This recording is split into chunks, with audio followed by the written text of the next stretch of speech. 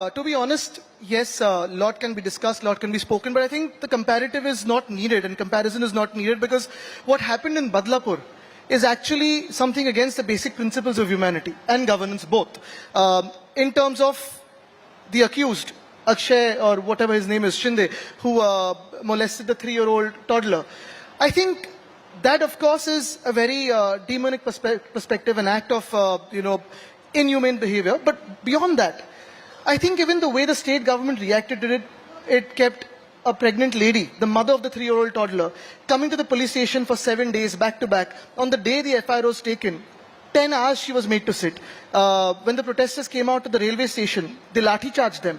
I think again, an absolute failure of governance. And yesterday what has happened, whether to call it an encounter, whether to call it a killing, whether to call it a suicide, lots of questions are being raised. Whether this Shinde was killed to save one apte. So I think there's a lot of speculation over that. Let's not compare the both.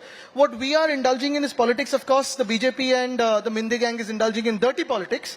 But we have no intention of badla. We don't work like that. We are here to make Maharashtra better, to work for the people of Maharashtra, and that's what our aim is. But the thing also is, and we've seen this in Uttar Pradesh and elsewhere, voters like a tough and decisive sarkar, bulldozer Raj, encounter killings. In Maharashtra earlier back in the day and even now in Uttar Pradesh and elsewhere, unfortunately there's a large section of voters that says, "Theek hai yaar, thok diya, agar isne aisa kiya ladki ke sath, good riddance." Now, is that the message you think Eknath Shinde and the sarkar are trying? चैनलों पे चल जाता है, bulldozer राज चल जाता है, encounter चल जाता है, लेकिन अगर ऐसे होता तो इंडिया अलायंस को जो सक्सेस यूपी में मिली वो मिलती नहीं. आज जो सवाल है, इस देश में जो सवाल है, वो सबसे बड़ा बेरोजगारी का सवाल है. महाराष्ट्र में अगर आप देखिए तो सबसे बड़ा सवाल बेरोजगारी का है.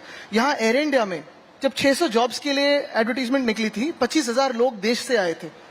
A similar thing happened when there was an advertise for police constable. 17,000 posts. You had 17.5 lakh young people, some of them very well educated, coming in for the jobs of a police constable.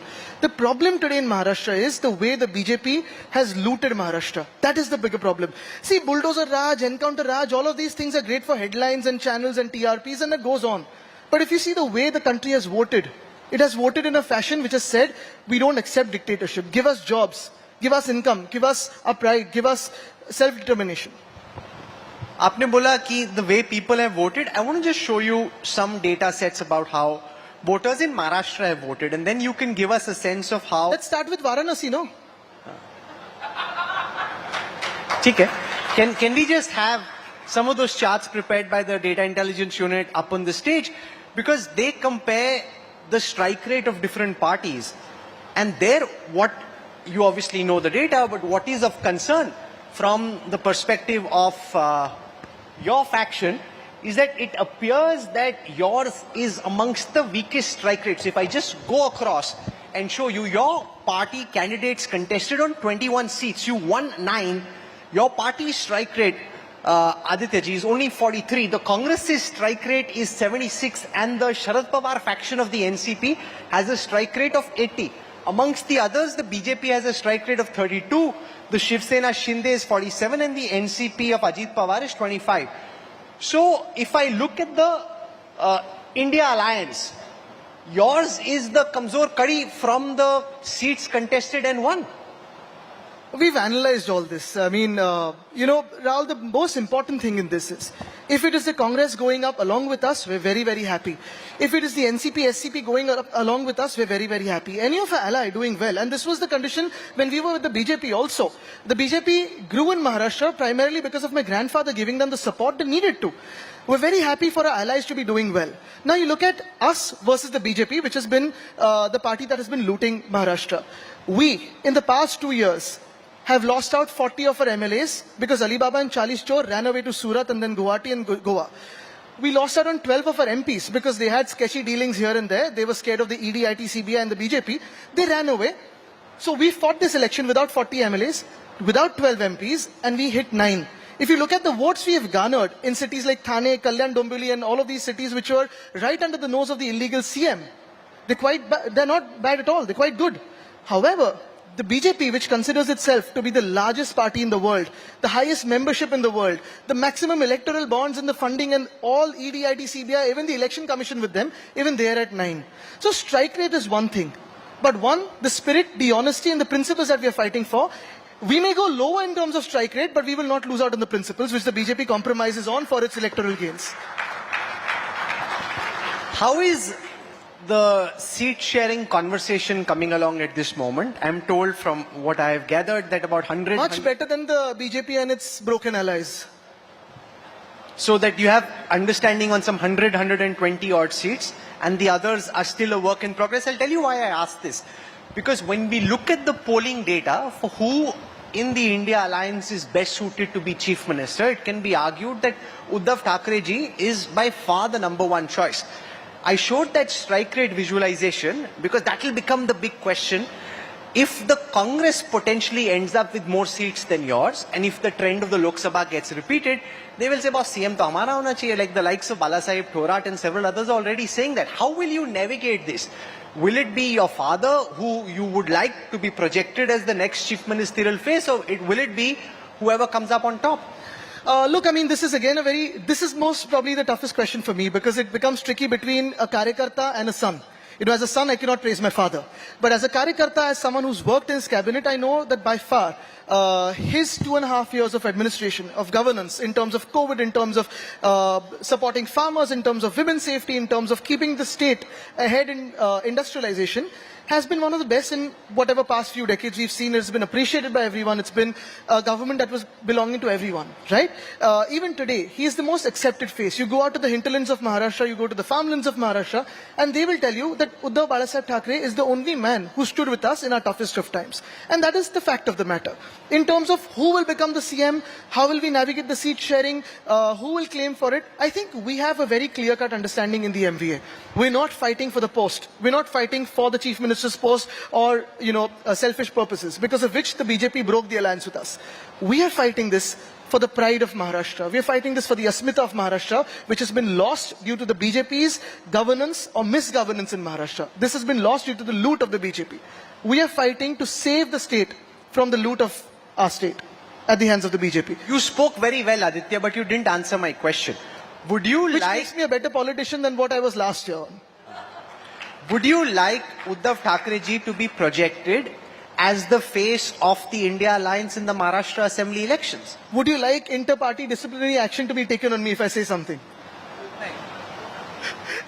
Look, I mean, frankly, like I said, if today there is a person who can lead the state in a very, unified manner, in a manner that is able, yes, Uddhav Balasaheb Thackeray stands as one of those foremost people who can lead Maharashtra, because we want someone who will speak about the Maharashtrian pride. We want someone who will speak about how do we take Maharashtra ahead.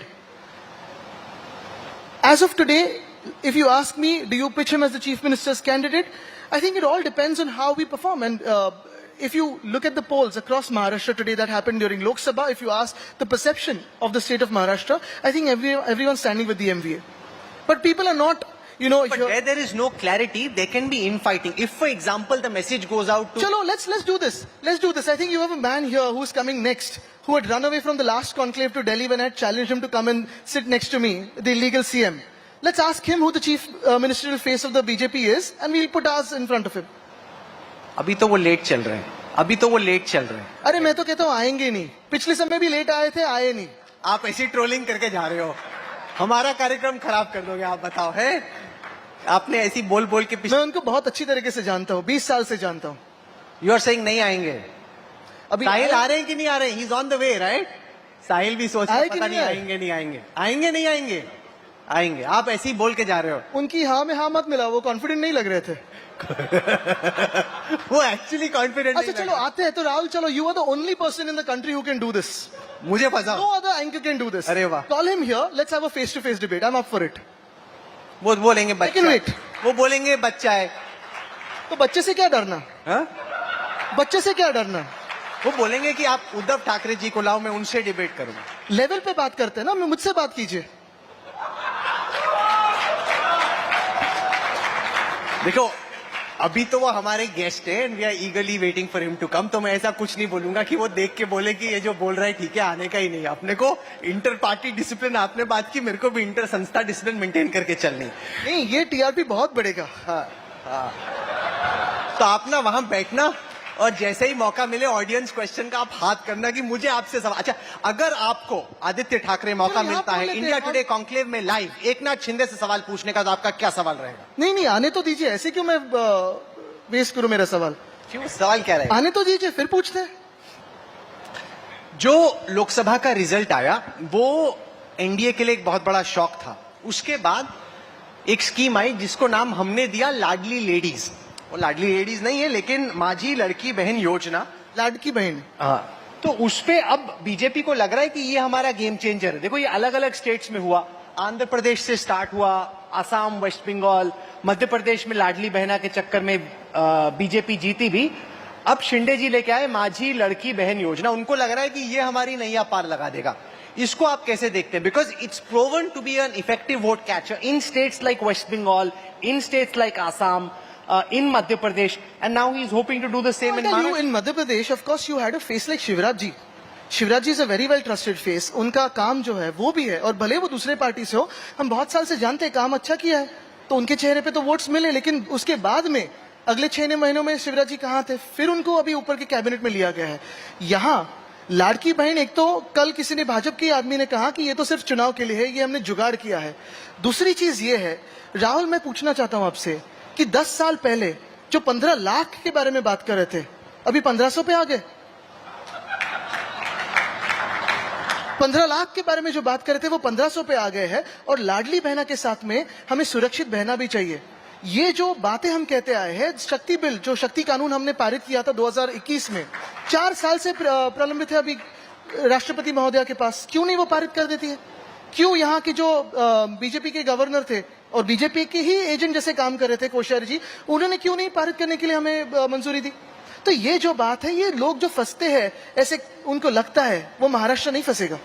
ये सारी जो बातें हैं वो अभी पिछले 1-2 महीने में करने लगे हैं। लेकिन जो उन्होंने गद्दारी की है, जो हमारे साथ गद्दारी कर सकते हैं, जिनके साथ जिन्होंने 20 साल सब कुछ दिया, 25 साल सब कुछ दिया है, उनको वो अगर 1 मिनट में धोखा दे सकते हैं, तो ये इनको तो क्या धोखा नहीं देंगे? जो हमारे नहीं हो वो क्या जनता के? There are two counters to what you're saying, just as a political level. One, that yes, you, your father and your family had a certain level of sympathy, which is potentially... We're not banking on the sympathy at all. Which has potentially been encashed in the Lok Sabha elections. And secondly, the Ajit Pawar faction is far more formidable in an assembly context than they are in the Lok Sabha.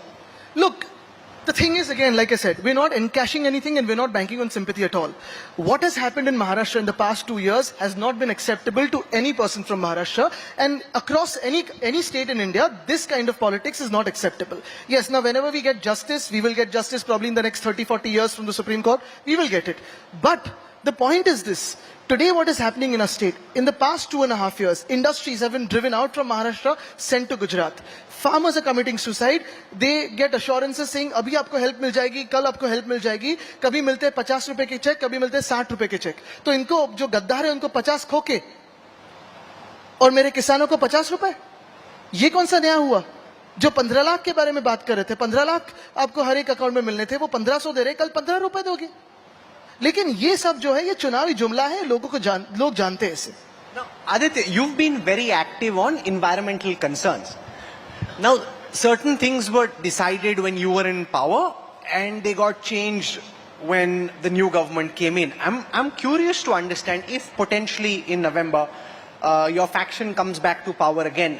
What would you do about the RA Metro, for example, or for example, Dharavi? Which I'm so glad you asked about RA and you asked about Dharavi. Yes.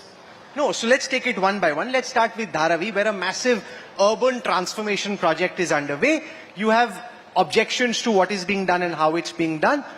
If potentially you're now in power, what would be your party's and your alliance's position? Let me break it down for everyone here.